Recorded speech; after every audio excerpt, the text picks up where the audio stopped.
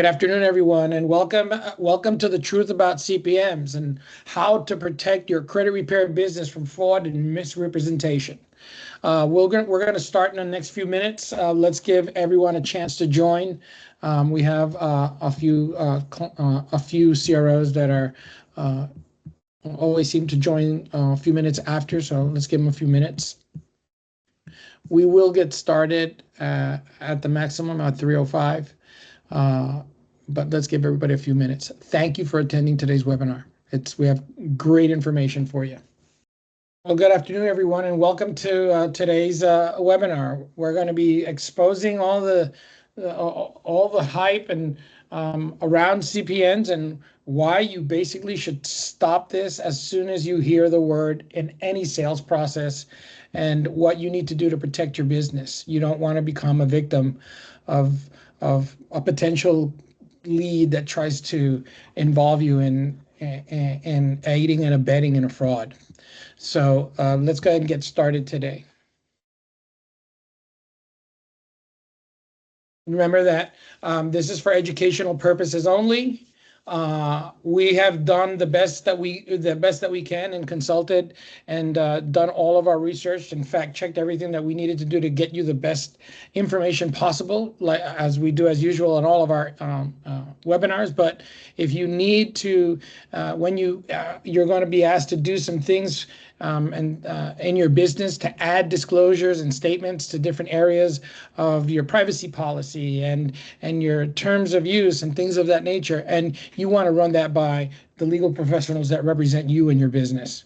Once again, we want you to understand that anytime we mention anything about credit repair, these legal laws may change from time to time, and you want to stay current with FCRA, TSR, CROA, and other laws that apply to the functionality or the good standing of your business.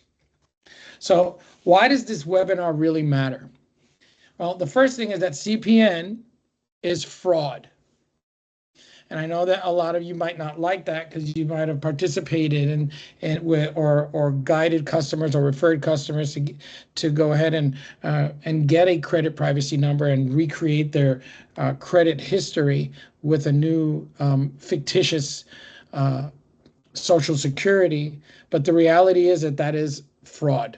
So stay away from it. There's a bunch of scams out there. We're going to show you some scammers that and some of their videos, and you'll see they even act as if they were criminals, and you'll see why in a few minutes. Okay, your credit repair business is being targeted and blamed. We want to stay away from things like that. We want to stay away from false allegations. We try our verbiage and our forthright honesty with our customers are what keeps us in business. As soon as when you hear the word CPN, run. Immediately document and run. You want to make sure that your customers, and we'll go get over some processes and things that you should be doing to go ahead and avoid even talking about the word CPN. You want to avoid being dragged into potential lawsuits or shutdowns of your business because of that. The credit service organizations in this country are being targeted by the regulators. That's what they do. And when they hit your business, you want to be able to have either good logs, good record keeping, or great software that helps you do both of those. That helps you create logs and lets you follow a compliant process in doing so. And we'll show you later on during this call as well. Jasmine will show you how we have different tools that you can use to help you and your employees follow a compliant process. Right.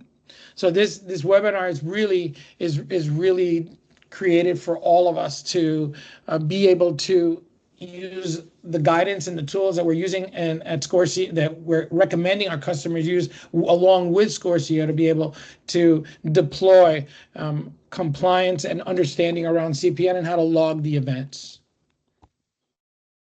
So what you'll learn today is what CPNs actually are. CPN is a credit privacy number, right?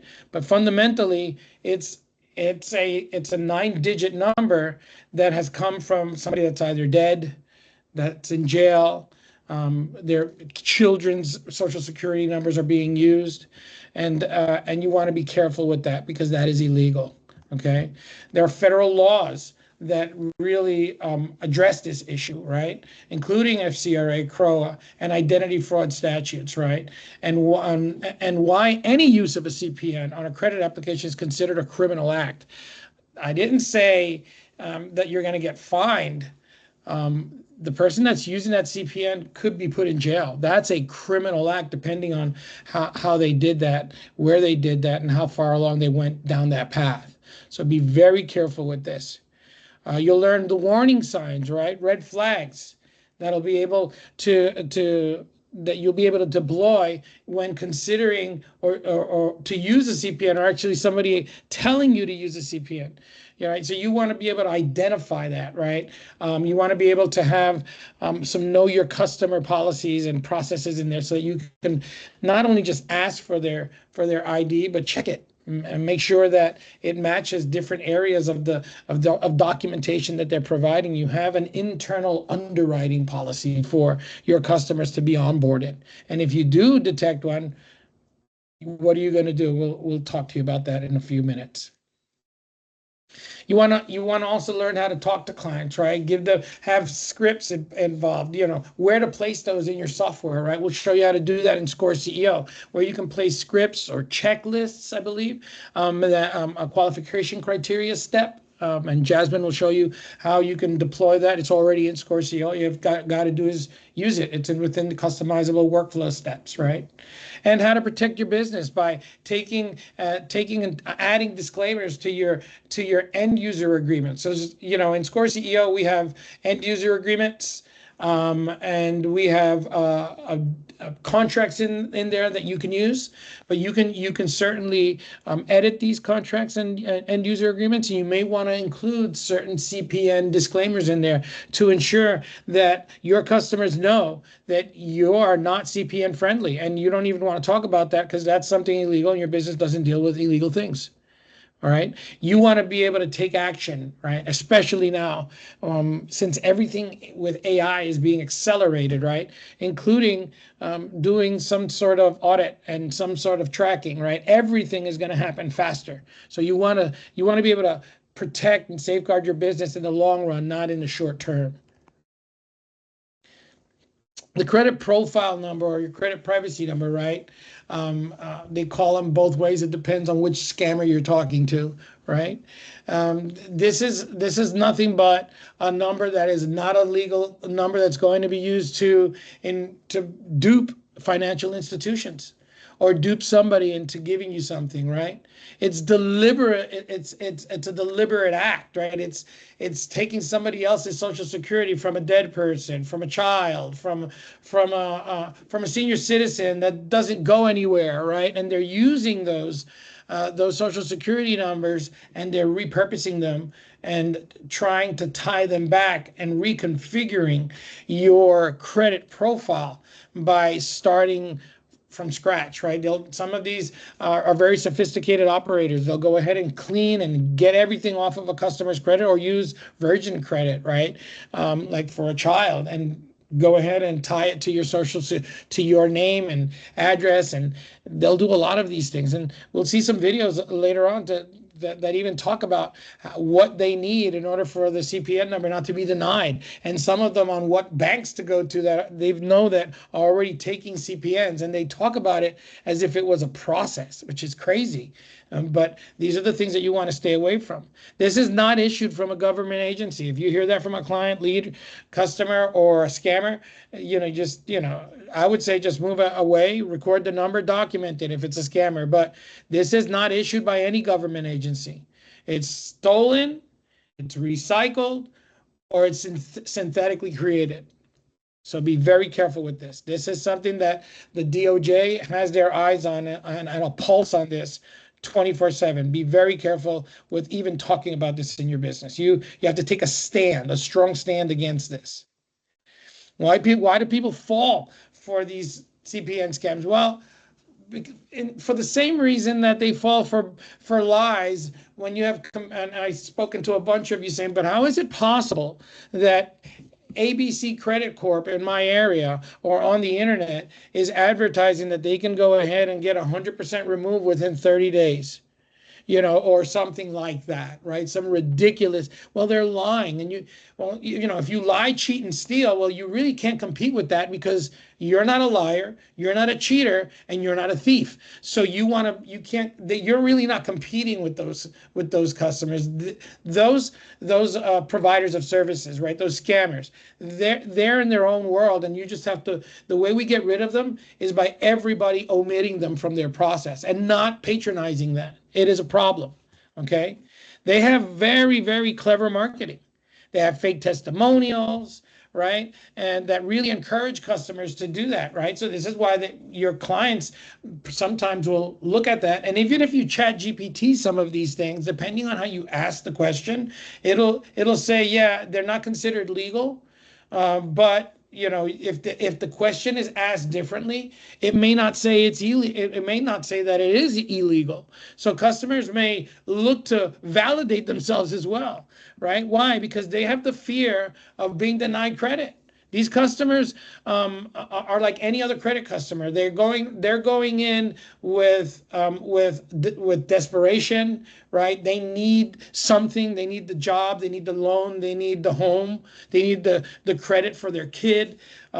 These things are things that sometimes drive people to do things that they shouldn't do. All right. And your job in this capacity is to consult them the right way and tell them CPNs suck. They are not good. They are illegal. They will get you in trouble. And therefore, we don't want to talk about that. And you have to log that event.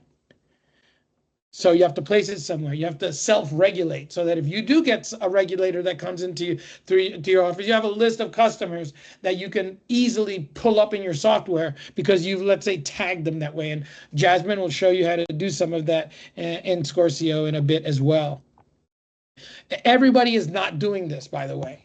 Stay away from that comment with your customers because it's not. And at the beginning, it may feel like you think everybody's doing it because it's often talked about, and it's a great way to clean a customer's file and do a clean sweep of their credit, but it's illegal. It's illegal. It's what else are you going to do that is illegal in your business, right? You can't even entertain the conversation. And remember, document it. Once you detect it, document it. It's promoted as new credit identity. That's interesting, right? And scammers, they're going to position this like it's the new thing, right? Well, it's not. It is bad. It is illegal. It promises to erase your credit. Actually, it doesn't erase anything. What it's doing, it's tying your identity to somebody else's social security number. So be very careful with that. That could cause complications as well for the lead or customer. Okay, so another reason why it's bad, right? These things can go as cheap as $50. I've seen some of the really sophisticated scammers as much as $3,500, right? Look at the wide range of pricing in there.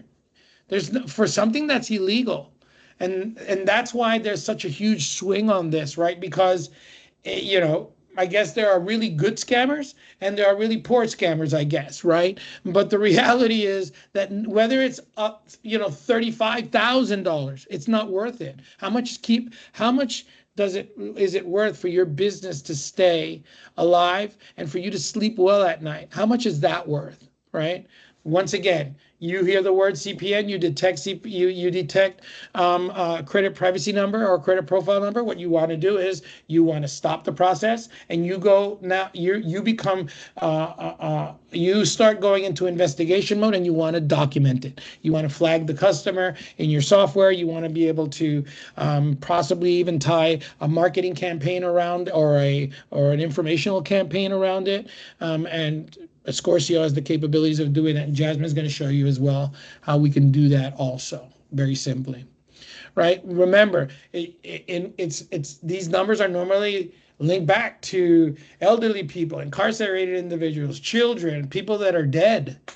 You know, there was a chat and somebody was just adamant about arguing the fact that they're all from dead people. Well, a lot are from dead people, but there are also others that are from children. Those are the best ones because they have no credit, right? The elderly and incarcerated individuals that really have no way of fighting back because they don't have the tools in there to do so, right? So that's a problem. Okay, and the small tools that the incarcerated have are very difficult to deploy and implement on a continuous basis, right? You know, these CPNs, these scammers, they're using social media, YouTube and TikTok, you know, most social media to advertise themselves. And some of them are so ignorant that they don't know that this is illegal. And you'll see in a minute. Let's take a look. Jasmine, are we going to be able to hear? Are they going to be able to hear our audio? They should be. Okay, so let's take a look at this lady right here. Right, this one, I think this is a TikTok, and that's her face. That's her, right? And she goes on to discuss this. So I get asked this question a lot. I figured, why not make a video and help everybody else out at once? What is PR, or what is a PR package? PR stands for public records. This is a very, very important process. Are we able to? Is everybody able to hear her voice? Yes. Jasmine? Okay, awesome. Awesome. So I want you to listen to that. She's got a package around how to have more public record entries. Are you kidding me? And this is crazy. When it comes to CPN building, a lot of you guys buy CPN packages or buy a CPN from somebody without realizing that PR still has to be done outside of you purchasing your CPN, even if you're purchasing a CPN with a trade line. And the reason being is because you can get a CPN and have a trade line and have a credit score and a login, but then when you go apply for things, you're still being denied. Well, that's because your PR hasn't been done right, or it hasn't been done thoroughly, or it hasn't been done by the right person. Now, you have to think realistically. If you're applying for credit from a creditor, why would any creditor want to extend credit to someone that they can't verify in the system or they can't find in the system? To them, you're a ghost with a number. Like, think of it as if you were a creditor and somebody comes to you and applies for a loan. You're going to want to make sure that you can look that person up and they are who they say they are. So that's pretty much what public records does for you. That's why it's so important to go to someone who can do this correctly and that, you know, just handles everything how they should. I always tell y'all, go to a professional if you want professional work done, somebody that takes their business serious. Now, I will always try to drop these gems for y'all for free. I also have a step-by-step guide on how to create a CPN. That link is in my bio. Also, you guys, my inbox is open. I try to answer as many questions as I can and be resourceful for you guys. So like I tell y'all, it's 2023. We get into the money. This is crazy. I saw that video. I said, "Wow, ignorance is bliss." Now look, this guy's even. These two are even more. I think it's the same person, but they mask their face, their voice. Y'all had 800 credit scores, right? And you ain't buying none of them. You kept the credit cards, you build them over time, right? And you got access to 100 credit cards. You don't have to burn them. You could just do legitimate business. You know what I'm saying? So, I mean, this is crazy. If you want to take a look at all of them, you can do something later on. But look at this.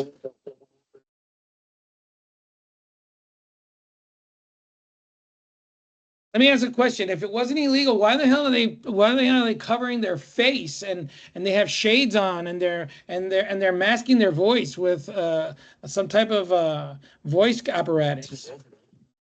and build you some more CPs, build you 3, all right? Crash one out, take the profits from that, build you 4. Did you hear that? Crash one out. You know what that means? What he's saying is to get overextended on the credit cards or on the credit that they build over that. Then once they've got a bunch of credit, then and they use all that credit, just let it go by the wayside because it's not your identity. Okay, it's terrible. This is like on social. Like this isn't very difficult to find. Just type in CPN videos on the YouTube, and these shorts will show up. And this poor kid for He's just ignorant. It's crazy. It's bliss. First things you can get approved for fast is something like an apartment. All you need on your CP number is something like 2AU trade line. Might ask for the last 3 pay stubs. If your CP number is into public records, is looking good, then you straight. Okay, that's all you need for an apartment. The second easiest thing to get approved for with your CP number, it has to be auto, man. If you got some 2AU trades reporting on your CP, that's all you need. 10K limit. Hood rich credit. 10 Crazy. years plus. This is just crazy, ladies and gentlemen.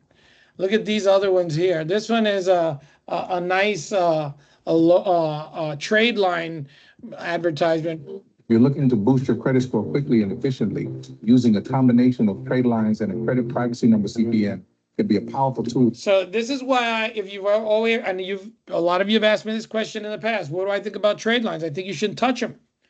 Because you're borderline, you could be committing fraud, you could be violating permissible purpose or permissible use clauses. Now if you use a piggyback for your daughter or something like that, that's a little different, right? Because that's your own daughter. You're not going to sue your daughter. You're going to help her piggyback off of your credit by putting her as an additional creditor on your credit card. That's a great way to go ahead and extend credit to your children. But there's a big difference between doing that and taking a number and taking somebody else's good credit and then and having all of this exposure on credit cards with low balances or low utilization ratios and then selling it for a profit. Okay, that you have to be really careful with. And this is being used and tied back to these CPN packages. So be very careful with that as well. Or done correctly and legally. Trade lines can significantly enhance your credit profile by These guys have a checkout cart that they're going ahead and selling trade lines along with CPNs. You've got here. This guy's telling you why your CPN is not working. It's crazy. It's crazy. These people, they don't even know that they're using their faces, they're using their own identities. They don't even know how to do this. If they were going to do the right way, at least hide yourself, at least make an attempt, but they don't know the difference. That's why I'm doing this, because CPNs are not part of this industry.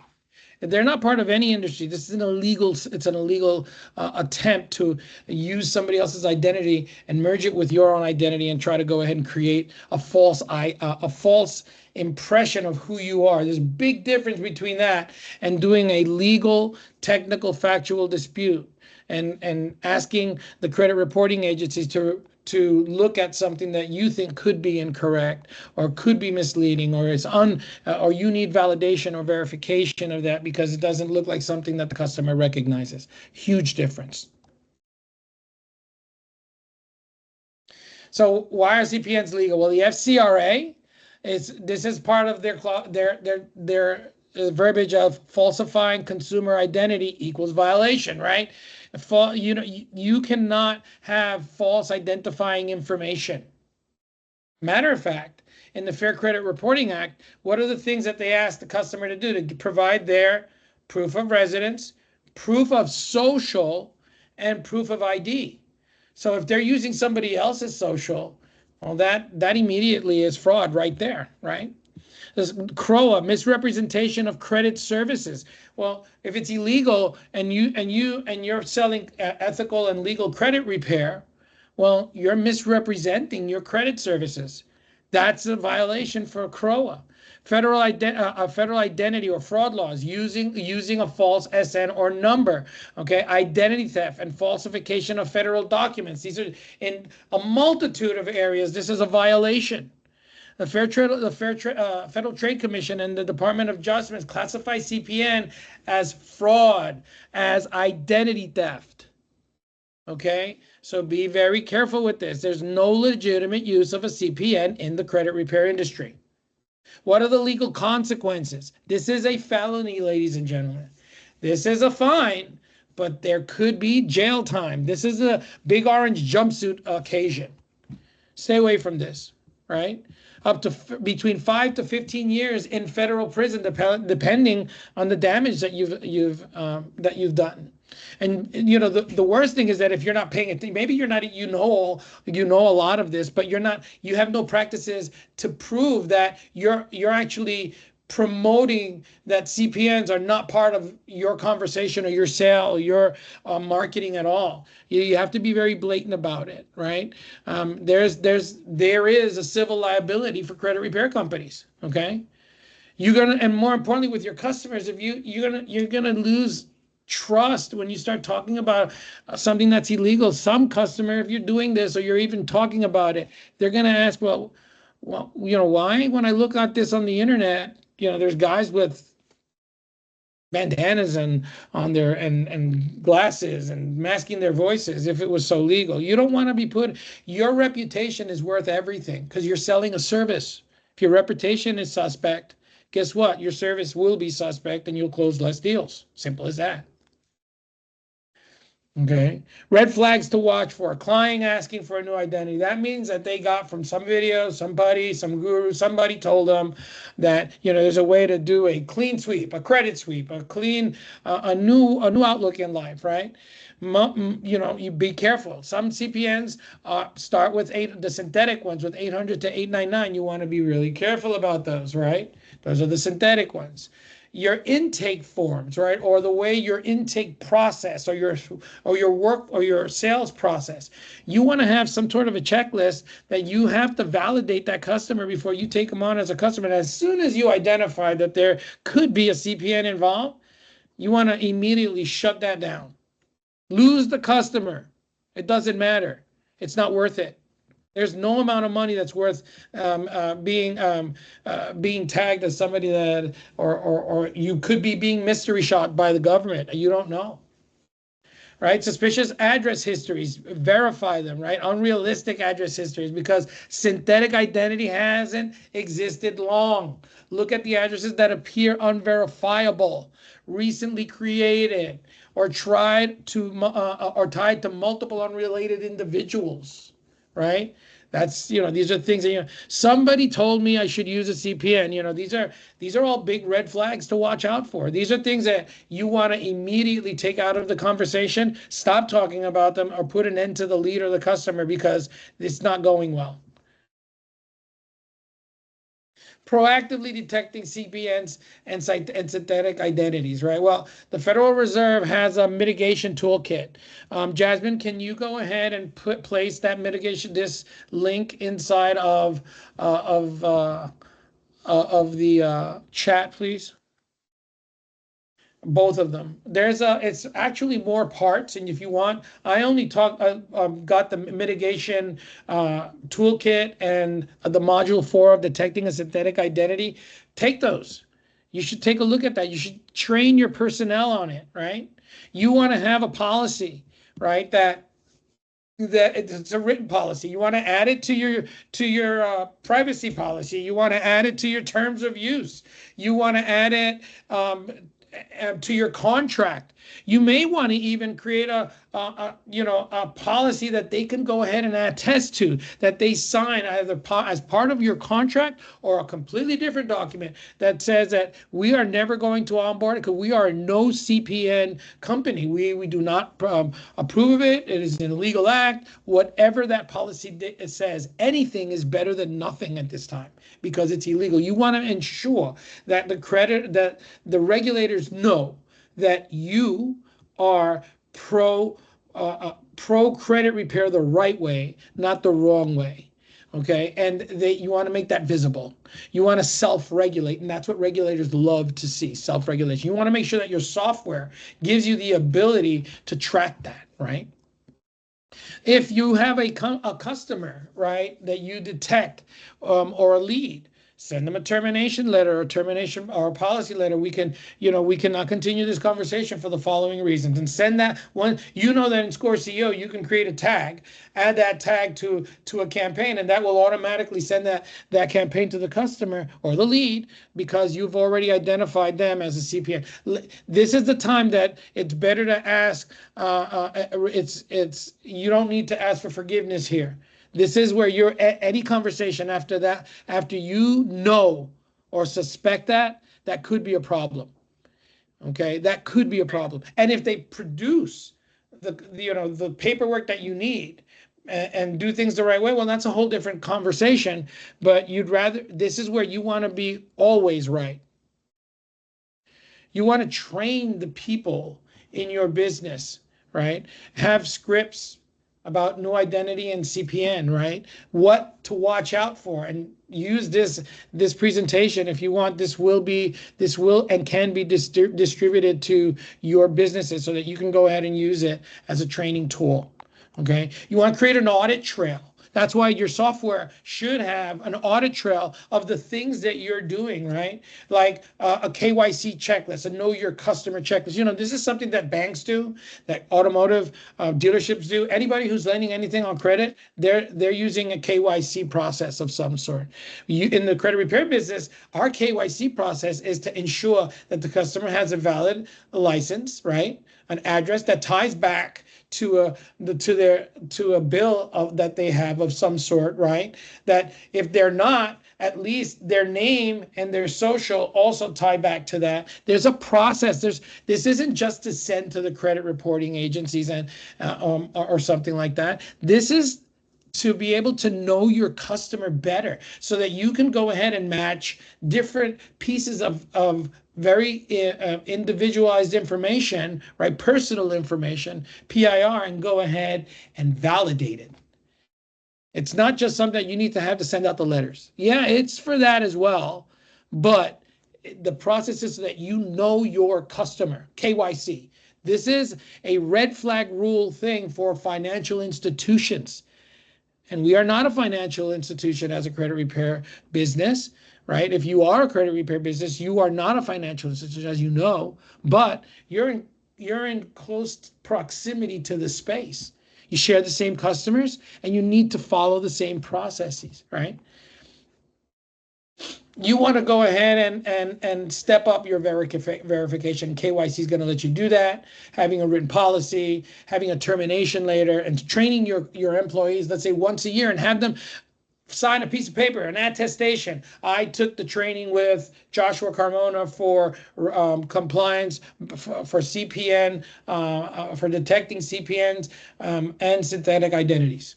You know, and I'm just making that up right now, but you need something, because something is better than nothing. And in your software, you need to have an audit trail of that. Okay, Scorcio provides you with that. How CPM scams work. Scammer sells a clean number. Okay, this means that they're gonna take something that they've taken in the past, like a social security number, and they've prepped it so that they can tie it to somebody else. Okay, that's why you hear these PR, the public records packages and stuff like that, because that's where they want to go ahead and start adding things, right? So there's ways of doing that, right? Be careful, right? The scammer sells the clean number. Client applies for credit with false information, creates a synthetic profile. They're tying information to that credit, to that 9-digit number, basically. Then they try to get some approvals, right?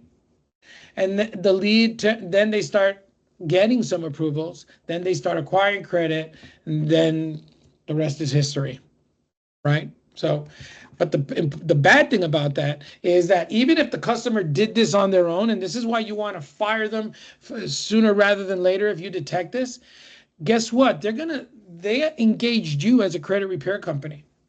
And if you didn't tell them that was something that they didn't want to do, and you just kept taking their monthlies or doing their paper performance, you know, shame on you. Because if you get caught, you're asked the question, why didn't you stop them if you knew that CPNs were a scam? You might as well document that. You want to flag that. You want to be able to tag those customers. You want to send them information as to what your policies are, right? You can have a scale policy. You can have a save a deal policy with your customers, but do that. Do this and make sure that your software supports it. Okay. This is a compliance script example, right? CPNs are illegal and considered identity fraud under federal law.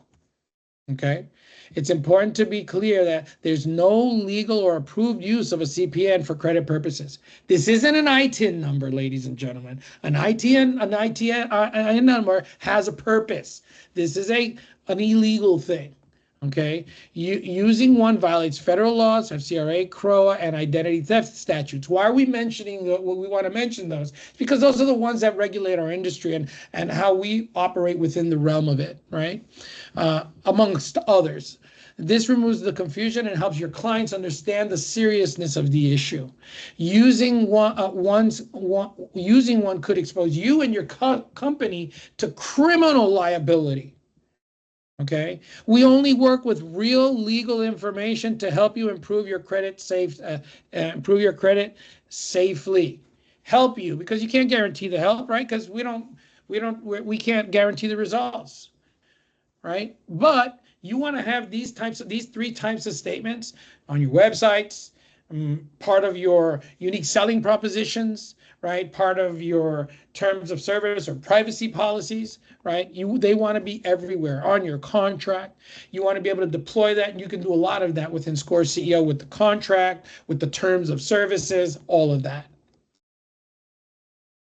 Required disclosures to protect yourself, no false identity creation, right? Your client agreement and onboarding material should clearly state that the company does not create, support, or assist in obtaining false identity, including CPN, synthetic identities, or alternative SSNs. So many names for these illegal things, huh? This creates a precedent, right? It creates a boundary between you and this illegal business. No synthetic credit profile. Synthetic identities are a major focus for federal regulators, and any hint of participating in them can trigger investigations. Your forms, your disclaimers explain that you only work with real verifiable consumers. Have that at the bottom of the page. Just alter it. No use of CPNs under any circumstance. Disclosures that remove the ambiguity of that. Put that, like I said, put it everywhere. Okay, put it in your process, right? All disputes must be factual and legal. You can even have inside of in Score CEO a qualification step that if your salesperson doesn't check off on that step as they did that, and they're supposed to go ahead and go through a script. You can do both of those things inside Score CEO, and Jasmine will show you in a minute, right? All disputes must be factual and legal, right? Why? Because you don't want to lie on the disputes either. We've talked about this on other webinars in the past, right? About technical factual dispute methods along with Metro 2 type reporting. A lot of you talk about Metro 2, but I want to let you know that there's quite a few credit monitoring services that are not using a Metro 2 format. They're using a MISMO 24 format, right? Which is similar, but both of these formats are react to technical and factual disputing. Okay, and that's the real way to dispute, the legal way. The way that doesn't say it doesn't belong to me, it's paid as agreed, it's not mine, it's in duplicate, because you can't attest to it. Okay, all the data must be real and verifiable. You have to check it. And you already have a KYC process. You just don't know if you don't know if that's what you're doing, you are doing it already. When you ask your customers during the lead acquisition process or the sales process, and they give you copies of their social, their proof of ID, proof of residence, that's part of your case. You know your customer. But it's not just for the disputes, like I said before, it's also to be able to validate that person is who they say they are.